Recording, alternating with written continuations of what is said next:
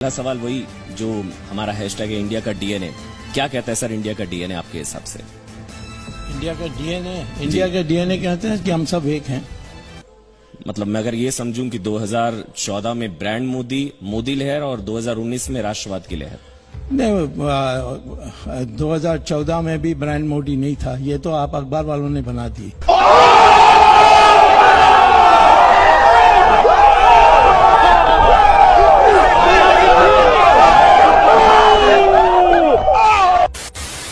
और जेटली को तो इकोनॉमिक्स पता ही नहीं है, तो इसीलिए इस हालत हुई है। अरुण जेटली से इस अति प्रेम की वजह कुछ? मेरे कोई प्रेम नहीं है, मैं उसको जानता भी नहीं हूं। इतना है कि प्रेम का तो सवाल ही नहीं है। आपका ये प्रेम कई बार छलका है। नहीं, प्रेम आपका प्रेम से मुझे संदेह होता है, तुम्हारे अखबार वालों का प्रेम से। हमारे देश में कोई इकोनॉमिक्स जानने वाला वित्त मंत्री था तो वो मनमोहन सिंह था। ऐसा क्यों है सर? मतलब मैं बहुत कैंडिडली आपको एक बात कहता हूं। मैं भी कैंडिडली जवाब ही जी बिल्कुल बिल्कुल, आपकी बेबाकी का तो मैं वैसे ही कायल हूं सर। मैं बड़ी बेबाकी से एक बात कहता हूं, बीजेपी में मेरे ख्याल से आप इकलौते ऐसे नेता हैं, सांसद हैं, जो अपनी लाइन खुद तय करते हैं, पार्टी की लाइन नहीं टो करते। उसके आप ये कहते हैं वित्त मंत्री अरुण जेटली इकोनॉमिक्स नहीं जानते हैं। आपने कहा कि माल्या मिलकर गया जेटली से। आपने ये भी कहा कि चिदम्बरम और इन लोगों पर कार्रवाई नहीं हो रही जेटली की वजह से।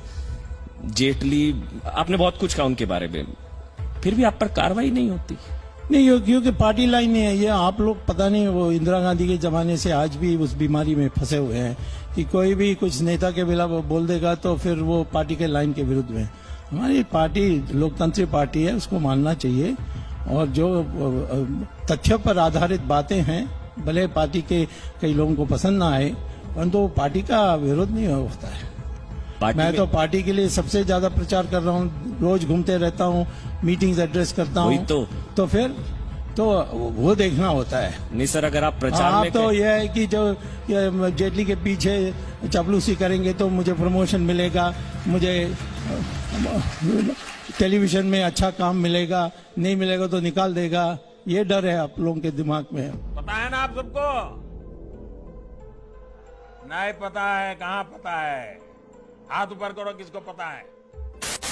आप बुरा ना माने तो सर मैं एक सवाल नहीं, मैं कुछ बुरा नहीं मांगूंगा। आदमी मत बुरा मानिए, मैं कुछ कहूंगा तो। मैं सर बुरा ना माने तो मुझे ऐसा लग रहा है मैं बीजेपी के भावी शत्रुघ्न सिन्हा से बात कर रहा हूँ। नहीं, मुझे लगता है कि किसी दुष्ट के साथ मैं इंटरव्यू कर रहा हूँ, अगले नहीं करूंगा।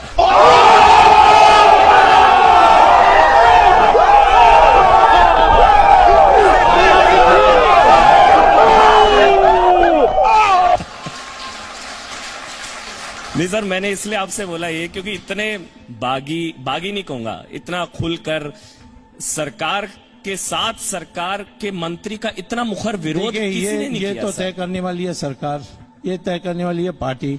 वो कुछ नहीं कहते हैं। तुम्हें इतना क्यों? तुम क्या जेटली का चमचा हो? मोदी सरकार का प्रचार, लेकिन सुब्रमण्यम स्वामी नहीं है चौकीदार। मैं चौकीदार नहीं हो सकता। चौकीदार का काम है कि किसी को चोरी करने से रोकना। और मैंने कहा कि ब्राह्मण होता है ज्ञानी और त्यागी। कोई जन्म से ब्राह्मण कोई नहीं होता हमारे देश में, होना भी नहीं चाहिए। कृष्ण भगवान ने इसको स्पष्ट कर दिया गीता में। पता नहीं अब गीता पढ़ते हैं कि नहीं। मतलब कोई ब्राह्मण अगर है वो चौकीदार नहीं हो सकता? नहीं, फिर वो ब्राह्मण का काम नहीं कर रहा, वो फिर चौकीदार हो जाता है। दोनों नहीं हो सकते। ये मेरे को पता है, ये कंट्रोवर्सी, ये जातिवादी टिप्पणी नहीं है कि कोई ब्राह्मण चौकीदार दोबारा शुरू कर दिया। अभी मैंने तुम्हें एक्सप्लेन किया था, दोबारा एक्सप्लेन कर रहा हूँ। जन्म से नहीं होता है।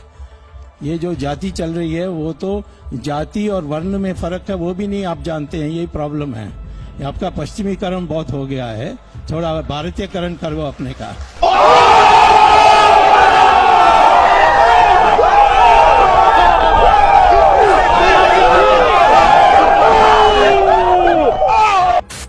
से पहले असद ओवैसी